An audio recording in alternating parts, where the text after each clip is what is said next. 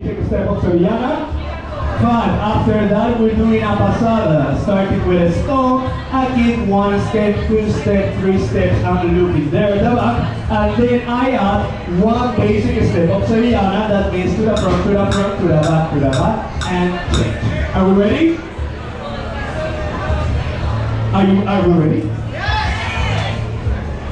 Are we ready? That's it. So we're going to start in 1, 2, 3, 4, 5, 6. To the front, to the front, to the back, and change. To the front, to the front, to the back, and change. To the front, to the front, to the back, and change the 4. To the back, and change the 5th.